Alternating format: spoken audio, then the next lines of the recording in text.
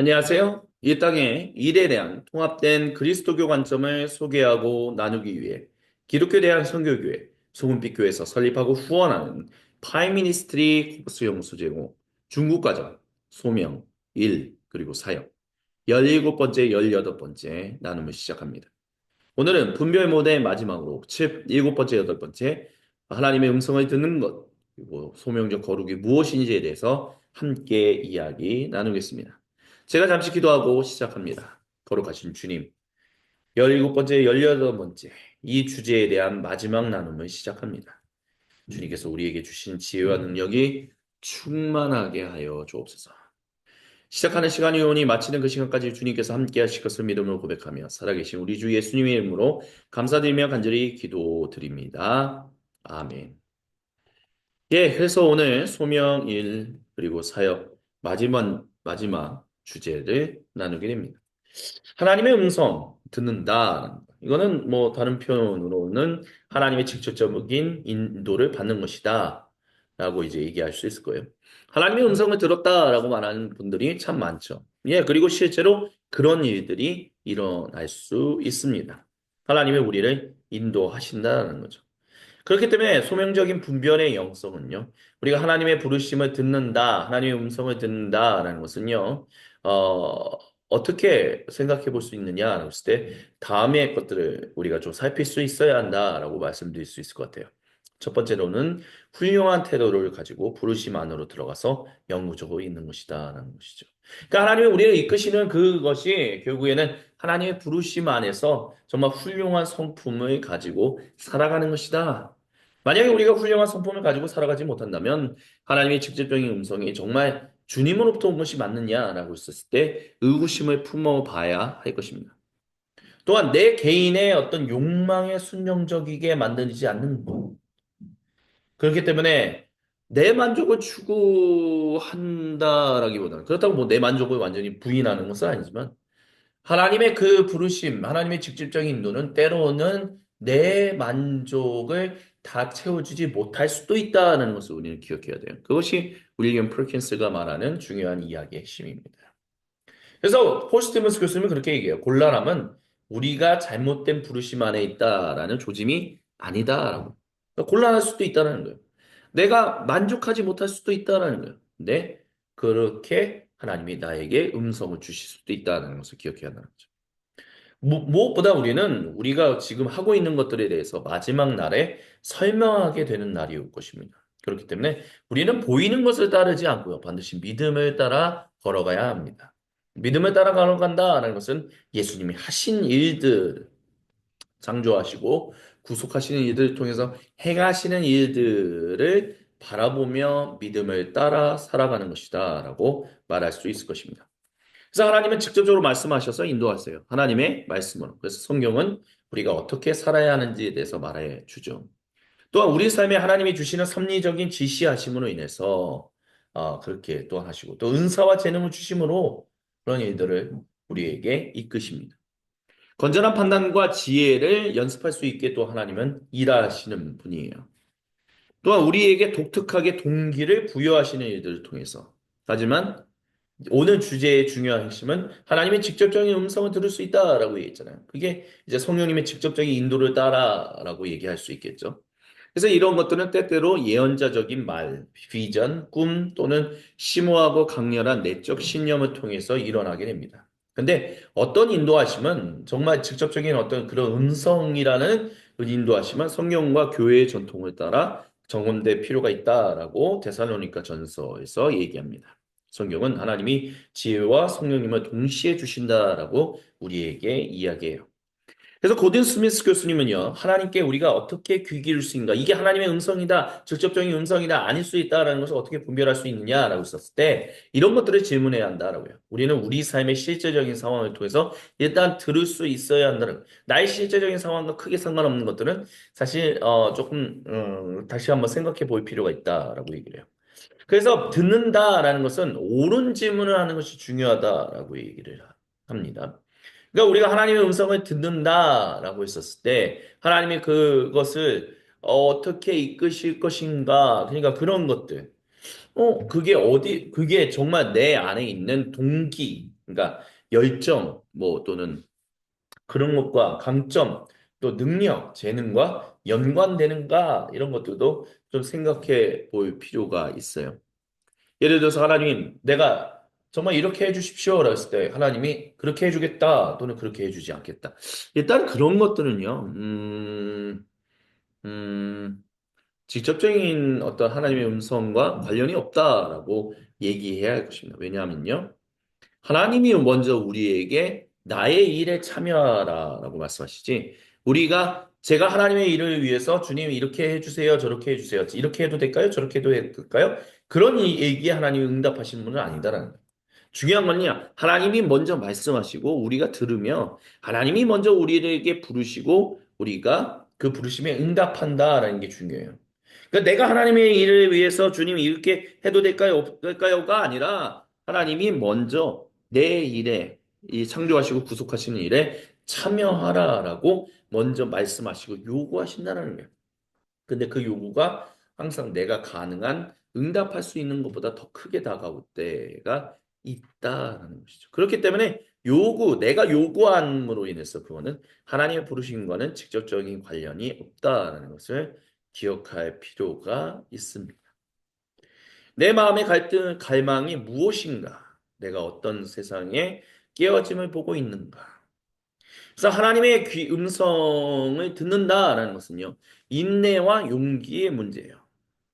내 요구에 따라서 하나님이 응답하시거나 말씀하시거나 직접적으로 말씀하시거나 직접적으로 말씀하시지 않는다라는 것이 중요하다라고 말씀을 드렸죠. 하나님의 음성은요, 항상 세상을 바라보는 그 마음 속에서 깨어지고 있는 내 마음 속에 느끼는 어떤 가슴 아픔 또 이건 아니야라는 문제 제기와 직접적으로 관련을 가진다. 뭐 이렇게 얘기할 수 있을 것 같아요. 근데 이런 부분들은요, 공동체 안에서 듣는 것이. 그러니까 너만의 아픔이 아니야. 라는 것이 아니라. 너만의 어떤 문제 제기가 아니야. 우리 모두의 문제 제기야. 우리 모두의 아픔이야. 라는 것을 통해서 우리는 하나님의 직접적인 음성을 더 분명하게 들을 수 있을 것입니다. 그래서 말들이라고 하는 거. 하나님의 그 들리는 그 음성들, 뭐 레마라고 뭐 표현하기도 하죠. 근데 그런 것들에 대해서 아빌라이 테레사 같은 경우는 이런 얘기들을 했습니다. 그 말들, 우리가 직접적으로 듣는 것 같은 그 말들은 어떤 것들은 외부에서 오는 것처럼 보이고요. 어떤 것들은 형체를 가지고 있고 누구도 소리로 증언할 수 없어도 듣고 있는 가운데서 들리게 된다라고 얘기해요. 근데 또 어떤 것들은 영혼의 맨 안쪽 부분에서 오기도 한다라고 얘기해요. 그것들은 가상적이거나 허구적인 감각이 아니라고 그래요. 어떤 표현들은 한 사람의 영혼과 이해 깊은 곳에 하나님이 새기신 메시지로서 지적이고 영적이다라고 합니다. 다만 그 말들이 어떻게 해야 진정으로 하나님의 말들이다라고 얘기할 수 있을 것이냐라고 했을 때 반드시 성경의 동의를 받아야만 한다라고 합니다. 그래야만 그 말들이 힘과 권위를 가진대요. 그래서 이렇게 이야기했습니다. 이 말들이 성경의 강력한 동의를 받기 전까지 그것이 악마 그 자체로부터 오게 되었다라고 생각하지 말고 그냥 주목하지 말라. 뭐 이게 맞네, 틀리네, 하나님이네, 악마네 이렇게 하지 말고 일단 놔두라. 사실 말들은 당신의 연약한 상상에서 나올 수 있기 때문이다. 그리고 반드시 그것들이 서서히 중단될 수 있도록 변함없이 저항될 수 있게 해야 한다. 그래서 그것들이 중단되게 될 거다. 왜냐하면 사실은 그렇게 큰 힘을 가지고 있지 못하게 돼요. 지난 시간에 나눴던 것처럼 관조적인 기도라고 있잖아요. 내 안에 있는 장애물들, 그 장애물들이 더 커지지 않도록 또 반대로 내 안에 있는 그런 자기애들이 너무 커지지 않도록 우리가 해야 할 모든 것들은 뭐예요? 그런 것들을 바라보는 게 아니라 그것들에 힘을 실어주는 것이 아니라 오직 나와 함께 하시는 임마누엘 주님을 바라보는 것. 아빌라이 테레사도 바로 그런 관조적인 측면을 얘기하고 있다라고 얘기할 수 있을 것입니다. 두 번째로요. 평화롭고 독실하게 묵상해 우리를 잠기게 해요. 그 말들이. 그런 말들은 하나님을 찬양하도록 준비시키는 영혼의 거대한 평온함으로써 진정으로 하나님이 주신 것이다라고 얘기할 수 있다라고 말합니다. 그래서 이 성 이그나티우스는 이를 위안이라고 표현했어요. 만약에 우리를 마음을 어지럽게 하고 우리의 생각을 어지럽게 하고 공동체를 힘들게 만드는 그런 황폐함은 하나님으로부터 온 것이 아니다라고 우리가 생각할 수 있어야만 합니다. 세 번째 신호는요. 이 말들은 오랜 시간에 걸쳐 기억에 균일하게 남아요. 그래서 실제로 전혀 사라지지 않는다라고 말합니다. 그 말이 계속해서 이어져 간다. 다른 사람들은 이 말들이 전혀 말이 되지 않는다라고 변론 지을 수도 있어요. 상황들이 그것들의 성취를 방해할 수 있도록 있어도 그것들이 현실이 되는 확신에 살아있는 불꽃이 남는다. 그거는 진짜 하나님의 음성이다라고 말할 수 있다라고 합니다. 그래서 하나님의 음성이 우리에게 주어지는 것은 중요한 핵심은 우리로 하여금 결단력 있는 삶을 살아갈 수 있게 인도하는 것이다라고 얘기를 해요. 그렇기 때문에 우리가 하나님의 음성을 들었을 때 먼저 해야 할 것은 기도하는 것, 그리고 온전하게 생각해보고 숙고해보는 것, 사람들과 그것과 관련해서 대화하나 그들의 결정을 최종적으로 간주하지 않는 것, 당신 고유의 뜻과 관련하여 편견함을 조심하게 되는 것. 그래서 이런 것들. 그 다음에 일을 하는 것이다. 라고 얘기합니다. 작은 일에서 하나님의 뜻을 먼저 행하는 거예요. 그러면 위대한 일에서 일하는 것을 위한 가장 최고의 준비를 우리가 마련하게 된다. 고 얘기를 해요. 그래서 마침내 이제 내가 이게 하나님의 음성이었고 나는 그것을 위해서 행동할 거야 한다면 더 이상 그 결정을 내가 왜 했을까? 해야만 했던 것인가? 아닌가? 하나님의 음성이었나? 아니었나? 이런 것들 재고려해서는 안 돼요. 물론 우리가 그게 진짜 하나님의 음성이었다 아니었다라는 것을 아주 아주 나중에 발견하게 되는 경우도 있고요. 아니면 아주 아주 나중에라도 그것을 발견하지 못하게 되는 일이 일어날 수도 있어요. 하지만 중요한 것은 하나님의 목적이 우리를 자유하게 한다. 것이죠. 하나님의 목적이. 성공하지 못할 수도 있다라는 것. 하지만 하나님의 원대하신 부르심 가운데서 목적 안에서 행동하게 되는 것 그게 진정한 하나님의 하나님의 말하심을 뭐 레마라고 얘기할 수도 있을 것입니다. 그래서 모든 것 위에 가장 위대하게 우리에게 기운을 북돋아 주는 것이 거룩한 하나님 사랑이다라는 것을 기억해야 돼요. 그 사랑은 나만을 위한 사랑이 아닌 인류애와 긴밀하게 연관된다라는 것을 우리는 기억할 수 있어야만 합니다. 그런 말들이 하나님의 직접적인 말씀들, 즉 레마 뭐 이렇게 표현할 수 있을 것입니다. 또 다른 표현으로는 로쿠스라고도 말할 수 있을 것입니다. 그 모든 것들을 통해서 우리는 결국 무엇을 추구하며 살아가는가? 왜 우리가 분별하며 살아가야 하는가? 라고 했었을 때 우리는 거룩하게 살아가기 위함이라는 것을 잊지 마시기 바랍니다. 왜 이 주제가 중요할까요? 18번째 마지막 나눔입니다. 우리가 이원론적인 세상 가운데 살아가고 있기 때문에 교회의 어떤 가치 있는 수직 구조의 전략과 그것들을 거룩하게 얘기하는 그런 직업군 사회적 보수를 받는 일은 이야. 그러니까 결국에는 직업 그 자체에 초점을 맞추는 소명의 어떤 축소 때문에 우리 소명적 거룩에 대해서 이야기할 수 있어야만 합니다. 또한 교회 일을 포함한 모든 종류의 일에 있어서 스트레스 단계를 향상시키는 것에 못 이겨 굴복하는 것 때문에라도 우리가 삶의 다양한 단계들을 통과하는 동안에 우리는 소명을 재발견하고 더 깊게 탐구하는 도전을 받는다라는 그것을 위해서 이 주제가 필요하다라고 얘기합니다. 칼 융은 이렇게 얘기했어요. 완전히 준비 안 된 채로 그들은 삶의 후반기를 준비한다.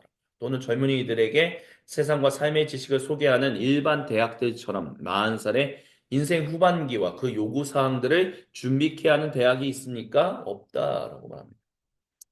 방금 전에 제가 잠깐 어떤 분과 대화를 나누면서 그런 얘기를 했어요. 마흔이 넘어가면 그 40대가 넘어가면 굉장히 많은 사람들이 그게 목회자든 목회자가 아니든 되게 뭐라 그럴까 어떻게 살아가야 할지에 대한 또 다른 고민을 가지게 만든다라고요. 20대 때는요 목회자가 되면 뭐 더 이상 목회로서의 고민이 없을 거야라고 생각한 적도 있었습니다. 제 개인적으로요. 근데 40대가 되니까 내가 담임 목사로 갈 수 있는지 없는지 개척해야 이런 것들에 따라서요. 또 다른 인생의 고민, 소명, 목회자라는 소명에 대한 고민들이 또 생겨나는 것들을 제 주변에 있는 동기들을 통해서 충분히 많이 보고 있습니다. 근데 이런 것들에 대해서 가르쳐 주는 사람들이 아무도 없다라는 거예요. 소명에 대해서. 어떻게 그것을 거룩하게 살아갈 수 있을 것인가. 이런 소명적 거룩은 바로 그런 것들을 위해서 이야기하는 중요한 주제다. 왜 우리가 소명을 분별해야만 합니까? 분별하는 모델 중에 어떤 것들이 있습니까? 이런 얘기를 하는 이야기들의 핵심은 우리가 인생 후반기에는 전혀 다른 것들을 마주하게 되는 일들을 경험하기 때문에. 인생 전반기에 위대했던 것들이 후반기에는 하찮은 것들이 되고 아침에 진실이었던 것이 거짓이 되는 일들을 우리가 경험하기 때문에 소명적 거룩을 아는 것이 중요하다라고 얘기할 수 있습니다. 그래서 소명적 거룩은 일의 종교적 특징이나 누군가 일하는 종교적 상황에서 찾을 수 없어요. 오직 세 가지 요소들만 가지면 하나님이 보내셨다는 우리는 소명적 거룩함을 조우하도록 하나님에 의해서 부름받았습니다. 또 하나님의 하나님께서 우리의 후견인이 되신다는 또 하나님의 형상이라는 이 주제들이 중요하다라고 얘기할 수 있을 것입니다. 먼저 하나님이 우리를 보내십니다. 하나님은 선교하신 분이에요. 우리가 인생의 전반기에도 인생의 후반기에도 주님은 우리를 계속해서 보내시는 분입니다. 그분의 선교에 참여하도록 우리를 계속해서 초대하고 계세요.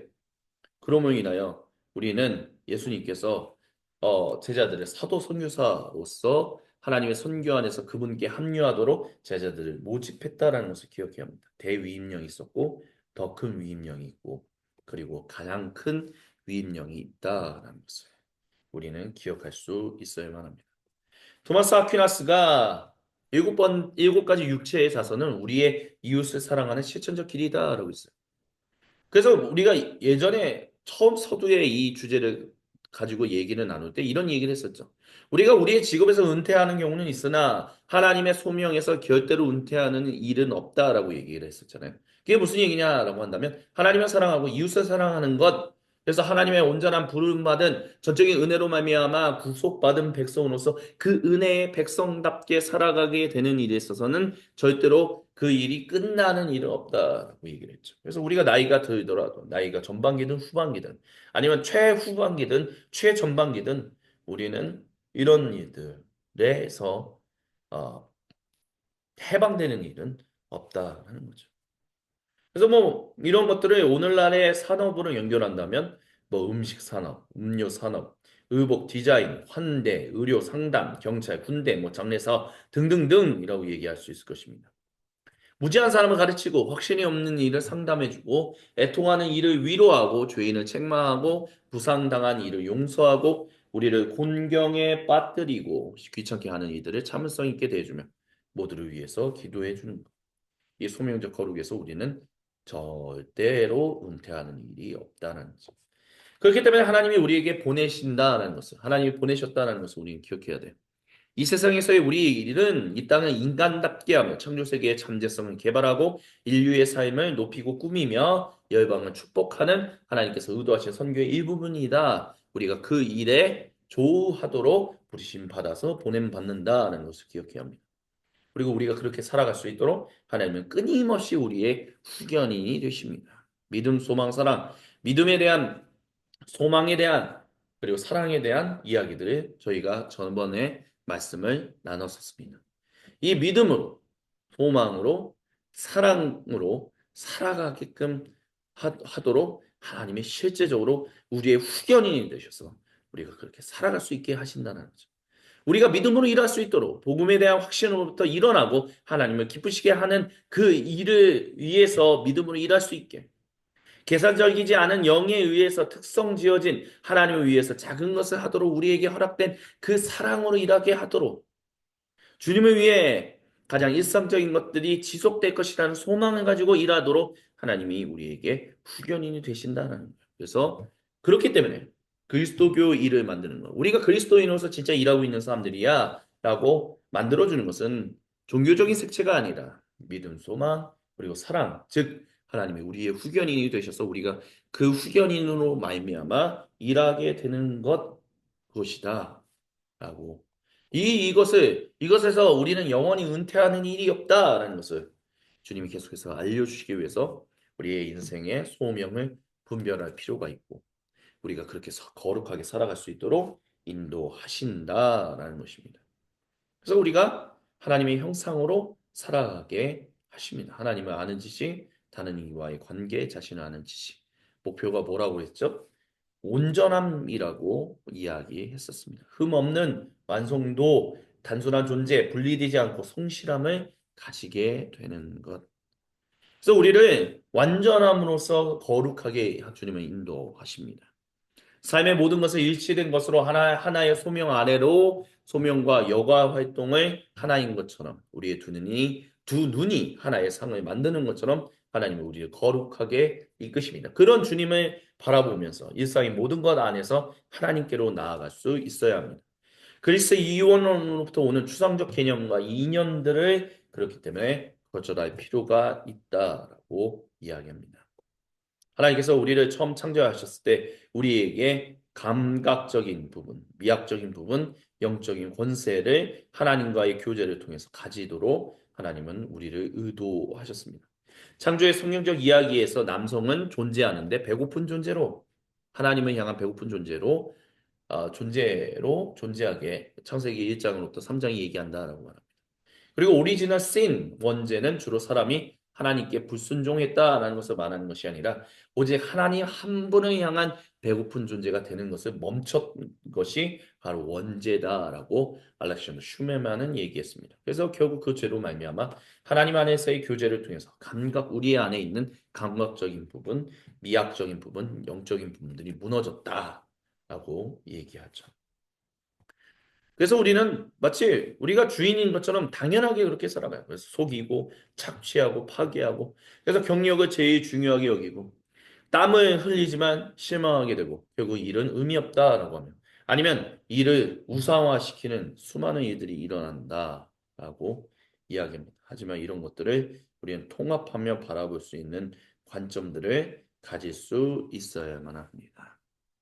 창조의 천지기직으로 우리가 살아갈 수 있도록 하나님의 어떤 정의와 평화를 만드는 우정과 서비스, 증인, 안식, 영적 규율, 몸을 돌보는 것, 정서적 자유, 지역교회와 같은 가족, 이런 모든 것들에 대해서 올바른 눈을 가지라고 주님은 우리를 다시 구속하셨다라는 것.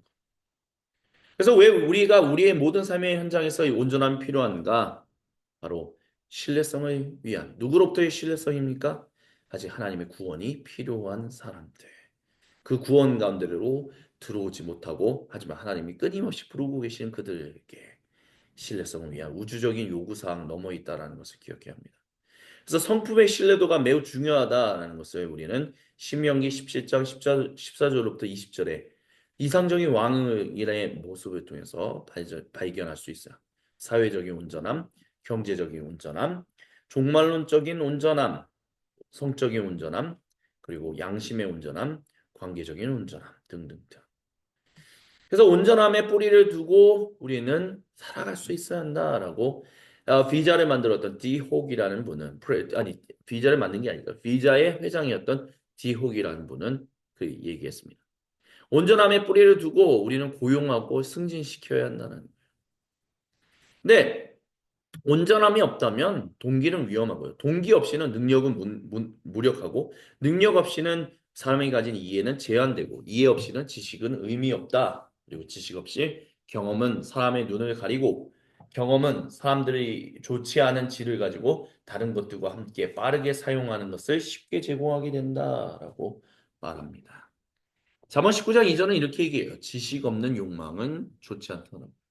얼마나 걸음을 빨리 옮기게 만드냐 하는 것은 길을 오히려 사람으로 하여금 길을 잃어버리게 만든다라고 합니다. 그래서 비자의 회장이었던 디혹은 이렇게 얘기합니다. 당신 자신의 상상 안에서 자신을 고용하거나 승진시키지 말라. 오히려 흔하지 않은 겸손, 관용, 그리고 지혜가 필요하다라고 말합니다.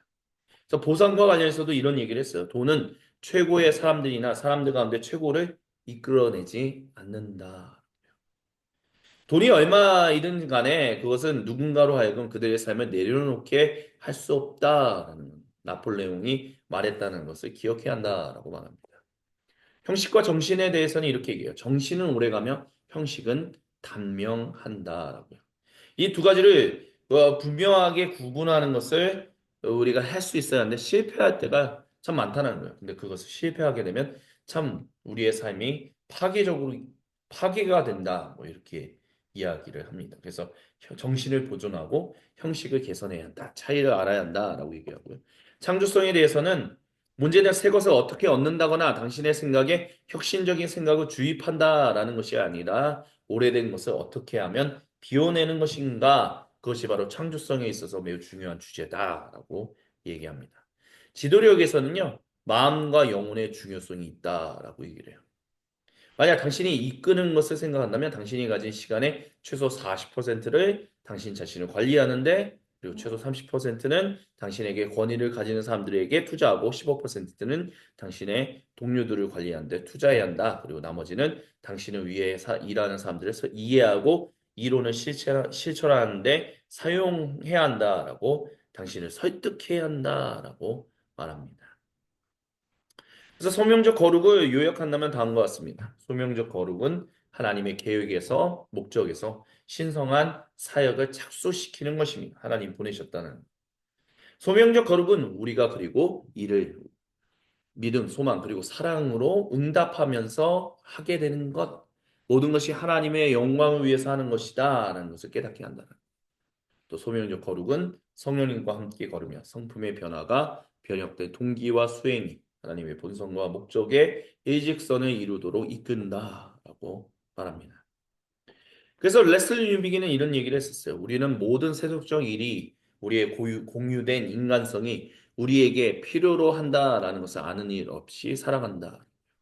우리는 우리가 세속적 일을 하는 것에 있어서 우리가 가진 어떤 것도 우리 사회의 한 부분을 형성하는데 충분하지 않다는 것을 아는 일이 필요하다라고 말합니다. 우리는 가장 사적인 비밀스러운 기도로부터 가장 공적인 정치적 행동 모두를 통해 우리 자신이 죽음의 골짜기와 심판으로 반드시 내려가야 하는 죄로 얼룩진 인간 본성을 가지고 있음을 알아야 한다라고 해요. 그래야만 우리는 아버지와 그리스도의 이름과 성령님의 권능을 통해 우리에게 제공되는 모든 것을 통해 우리 자신을 주님께 헌신할 수 있다라고 말합니다. 이 헌신은 우리가 그분과 함께 있을 때만이 안전해요. 항상 그의 불로 정화되기 때문입니다. 그리고 삼위 하나님과 함께하는 이 헌신은 마지막 때 예수님이 재림하신 그 거룩한 새하늘과 새 땅에서 비로소 제자리를 찾게 될 것이다 라고 이야기합니다.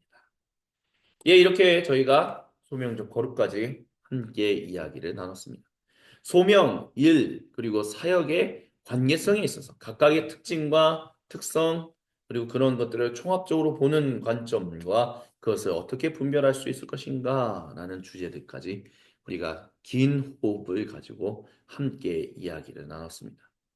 이 나눈 이야기가 여러분과 저의 삶에 풍성한 의미가 되기를 간절히 소망합니다. 지금 이 시간까지 함께 해주신 모든 분들께 감사를 드리며 이것으로 2025년 파이민스트리 코퍼스 연구소 중국과정 소명 1 그리고 사역을 마무리하도록 하겠습니다. 다음 이 시간에 다른 주제로 다시 찾아뵙도록 하겠습니다. 감사합니다. 수고하셨습니다.